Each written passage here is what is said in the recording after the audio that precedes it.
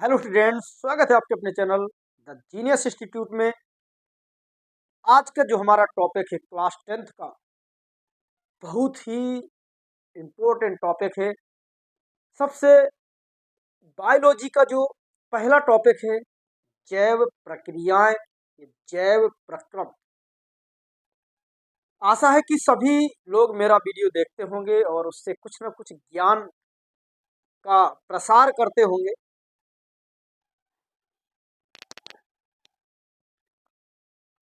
Hello students, स्वागत है आपके अपने चैनल द जीनियस इंस्टीट्यूट में।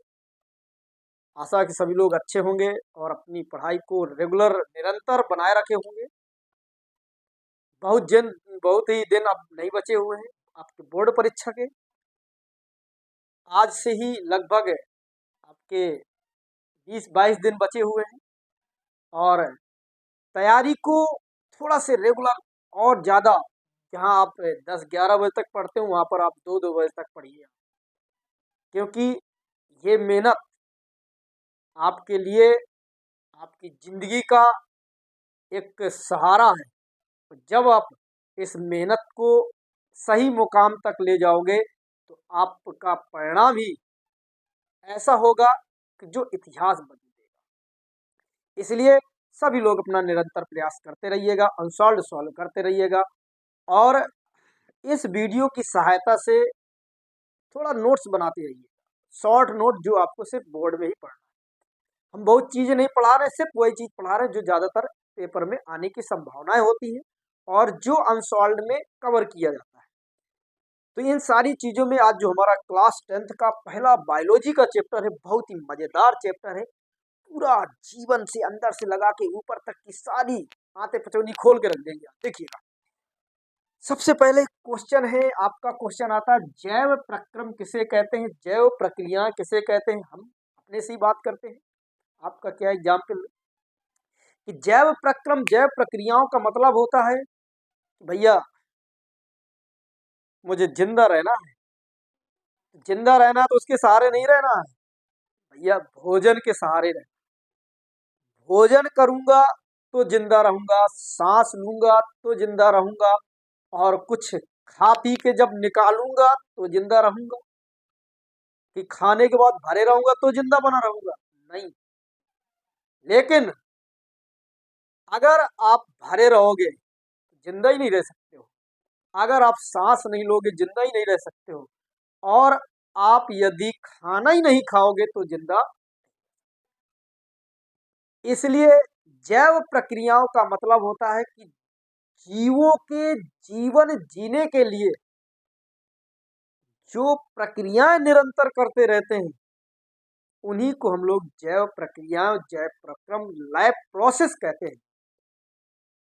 तो कौन कौन सी प्रक्रियाएं हैं जो हम लोग लगातार निरंतर करते हैं। सबसे पहले बात करते हैं जैव प्रक्रम की परिभाषा की, फिर से देख लीजिएगा। जैव प्रक्रम, लाइफ प्रोसेस, वे सभी प्रक्रियाएं प्रक्रियाएं जो जीवों को जिंदा रखने, उसके शरीर के रख रखाव और वृद्धि के लिए आवश्यक होती हैं, जरूरी होती हैं, उन्हें जैव प्रक्रियाएं कहते हैं। पेपर में क्वेश्चन पूछेगा जैव प्रक्रियाएं किसे कहते हैं।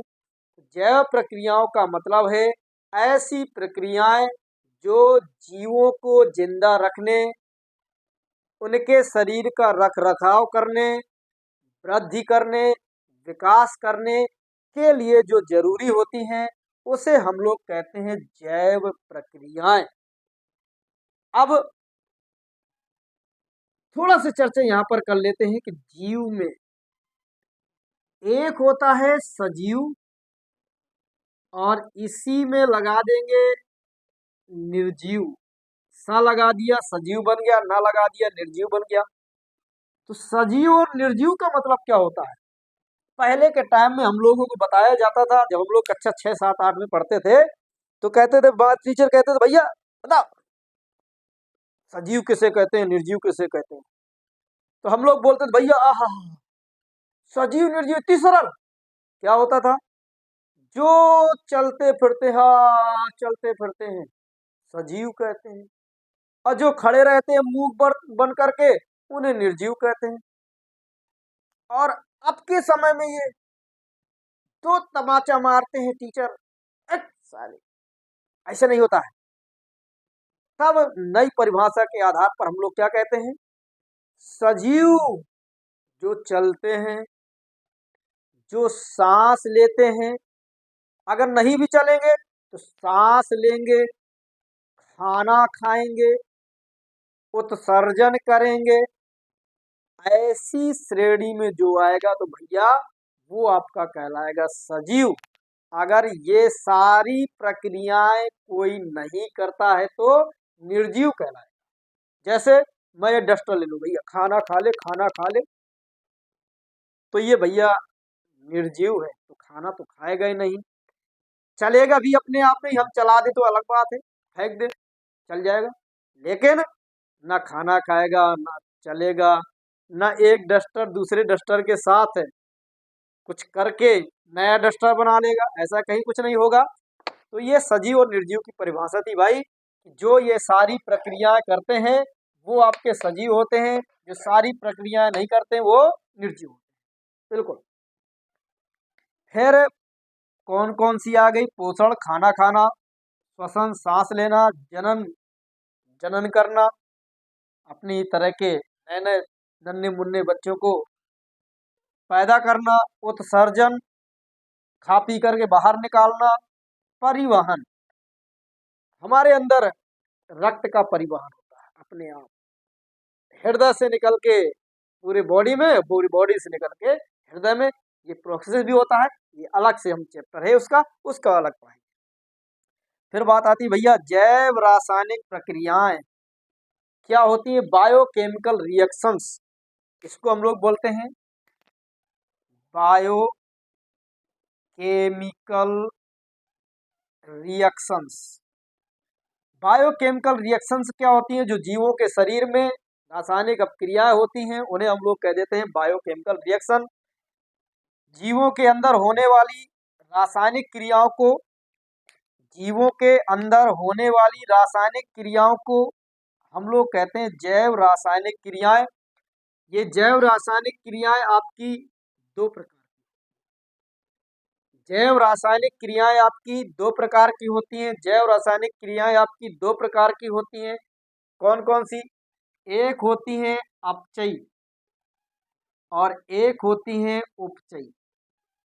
एक होती है अपचयी, इनको कहते हैं भैया इंग्लिश मीडियम वालों के लिए कैटाबोलिक, और इसको हम लोग कहते हैं एनाबोलिक।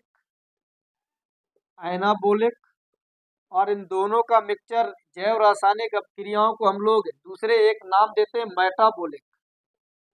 मेटाबोलिक और मेटाबोलिज्म भी कह देते हैं।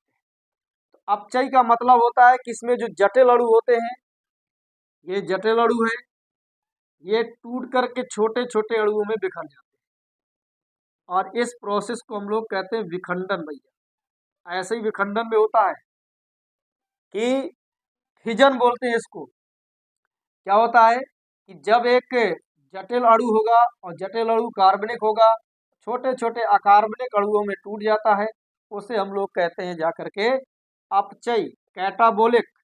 जैसे श्वसन और पाचन, खाना खाते हैं स्टार्च वगैरह हम लोग कार्बोहाइड्रेट लेते हैं, वो अंदर जाके छोटे छोटे उसमें टूट जाता है। अपचयी एनाबोलिक की जब बात करते हैं तो यही छोटे छोटे उल्टा हो जाता है। जस्ट ये छोटे छोटे आपके अकार्बनिक पदार्थ होते हैं जो कर मिल करके क्या बना लेते हैं? एक बड़ा सा पदार्थ बना ले।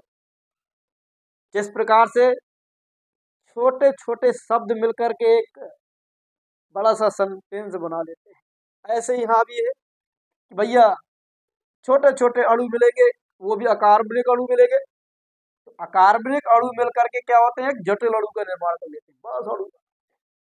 ठीक है, इसमें एग्जाम्पल आ जाएगा भैया प्रकाश संश्लेषण, इसमें आया था श्वसन और पाचन, इसमें आ जाएगा प्रकाश संश्लेषण, फोटोसिंथेसिस क्या होता है, सारी चीजें बाद में अभी चर्चा चलेगी। इसके बाद बात आती है पोषण की। भाई पोषण क्या होता है? तो पोषण होता है जीवों द्वारा भोजन से पोषक तत्वों को ग्रहण करने की जो क्रिया होती है उसे पोषण कहते हैं। जीवों द्वारा भोजन से पोषक तत्वों को ग्रहण करने की जो क्रिया होती है उसे पोषण कहते हैं। अब ये पोषण हमें आवश्यक क्यों होता है? अभी देखो सब चीज बता दिए कि पोषण आवश्यक क्यों होता है। अभी ऊर्जा की जरूरत पड़ती है तो आवश्यक होता है, हमारी वृद्धि शरीर में वृद्धि होने के लिए आवश्यकता होती है। कई चीज, हर चीज के लिए पोषण की आवश्यकता होती है, खाना की आवश्यकता होती है। खाने से ही हमें सब चीजें, बाने खाना ना मिलेगा तो कुछ नहीं। पोषण के आधार पर अगर जीवों के हम लोग वर्गीकरण की बात करें तो इन्हें दो टाइप से बांटा गया है। एक को कहा गया स्वपोषी जीव और एक को कहा गया परपोषी जीव। ऐसे जीव जो स्वयं अपना भोजन बनाते हैं, जो स्वयं अपना भोजन बनाते हैं, उन्हें हम लोग कहते हैं स्वपोषी जीव। और स्वपोषी जीव में आपके आ जाते हैं हरे पेड़ पौधे।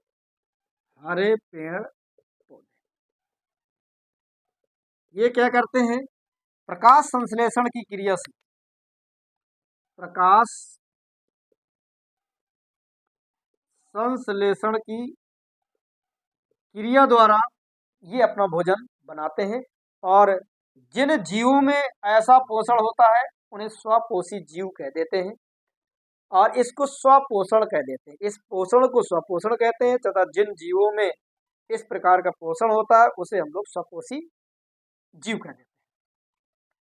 परपोषी जीव का मतलब होता है जो अपना भोजन दूसरे से प्राप्त करते हैं, जो अपना भोजन दूसरे से प्राप्त करते हैं, इनको हम लोग ऑटोट्रॉफ्स बोलते हैं, इनको हेटरोट्रॉफ्स इंग्लिश में बोलते हैं। जो अपना भोजन